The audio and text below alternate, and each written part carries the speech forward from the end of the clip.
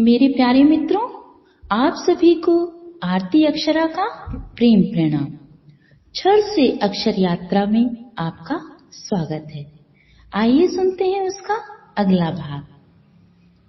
शांताकारं भुजगशयनं पद्मनाभं सुरेशं विश्वाधारं गगन सदृशं मेघवर्णं शुभांगं लक्ष्मीकान्तं कमलनयनं योगिभिर्ध्यानगम्यं वंदे विष्णुं भवभयहरं सर्वलोक एकनाथम।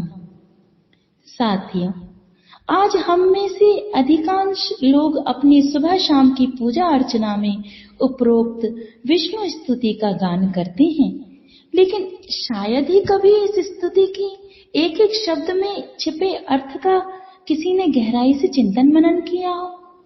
हम तो बस प्रार्थनाएं गाए चले जा रहे हैं, यंत्रवत स्तुति के नाम पर दोहराए चले जा रहे हैं शब्दों को जो हमने रट लिए हैं, बिना उनकी गहराई में उतरे। उपरोक्त विष्णु स्तुति का पहला शब्द ही देखिए ना, शांताकारम, अर्थात वह परमपिता परमेश्वर अतिशय शांत है। विडंबना देखिए कि उस अतिशय शांत परमात्मा परमपिता परमेश्वर की प्रार्थना, पूजा, आराधना हम भाग भाग कर रहे हैं, लगाए जा रहे हैं दौड़, इस मंदिर से उस मंदिर, इस तीर्थ से उस तीर्थ, भरे हुए हैं स्वयं को अशांति से और पाने निकले हैं शांताकार को। मंदिर जाना, तीर्थ जाना कोई बुरा काम नहीं है, ना ही कोई बुरी बात है, लेकिन वहां जाकर हमारे मन की अशांति हमें शांत होकर बैठने ना देगी। और इस तरह हमारा और उस परम शांत का क्या जोड़ बैठ पाएगा, योग हो पाएगा क्या दोनों का? नहीं ना। अतिशय शांत को अतिशय शांत होकर ही पाया जा सकता है, अनुभव में लाया जा सकता है।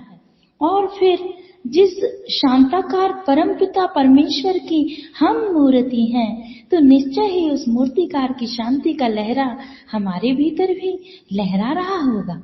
लेकिन हम तो इतने शोर से भरे हुए हैं कि हमें उस शांति का जीवन पर्यंत अनुभव ही नहीं हो पाता। विरले ही होते हैं वह जो उस अनहद नाद को, उस परम संगीत की लहरियों को सुन पाते हैं। आओ, जो परम शांत है उसकी आराधना हम भी आसन में स्थित होकर, अविचल होकर, भीतर से शांत होकर करें। इसी विष्णु स्तुति में अगला शब्द आता है विश्वाधारम, अर्थात जो अखिल विश्व का आधार है, लेकिन हमें तो अपने आधार का अर्थात अपनी ही आत्मा का ही होश नहीं, जो अदृश्य रूप से हमें संभाले हुए हैं। और हम बातें करते हैं परमात्मा के पूजन की। सोचिए, क्या हम अपने आधार से जुड़े बिना विश्राम पा सकेंगे? कभी नहीं। आधारहीन जीवन ही तनाव का कारण है, संघर्ष का कारण है।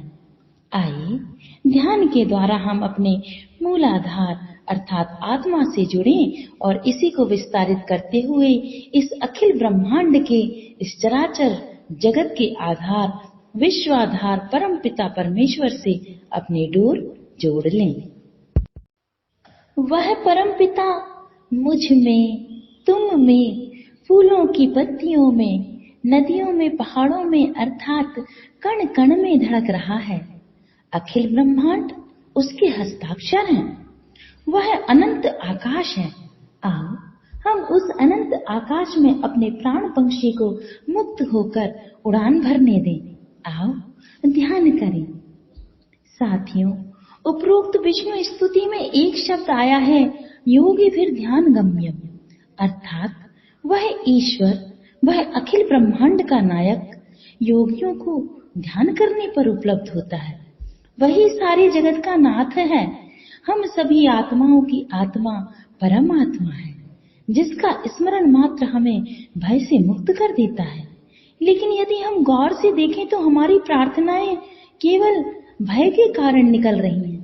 हम डरे हुए हैं, इसलिए हम ईश्वर के सामने सर झुकाते हैं कि कहीं ईश्वर गुस्सा ना हो जाए, कहीं ईश्वर दंड ना दे दे।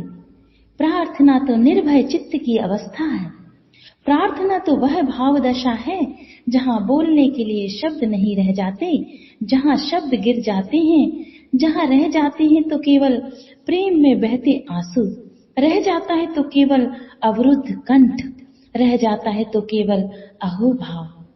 आओ हम अखिल ब्रह्मांड के नायक परम पिता परमेश्वर की प्रार्थना भावों से भरकर करें। आओ विरह अग्नि में जल रहे प्राणों को अपने प्रियतम रूपी परमेश्वर की बाहों में सौंपकर निर्भर हो जाएं। साथियों, आओ प्रार्थना के क्षणों में हम अपने जन्मों के बिछड़े प्रेमी से एकाकार हो जाएं।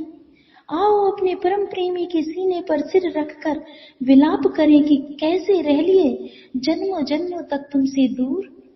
आओ ध्यान के द्वारा हम इस दूरी को दूर कर दें। आओ ध्यान के द्वारा हम भर दें उस सेतु को जिसने हमारे और परमात्मा के बीच दूरी बना रखी है। आओ निःशब्द के शब्दों से निकली हुई प्रार्थनाओं के गीत गाकर परमात्मा से प्रेम करें। आओ ध्यान करें।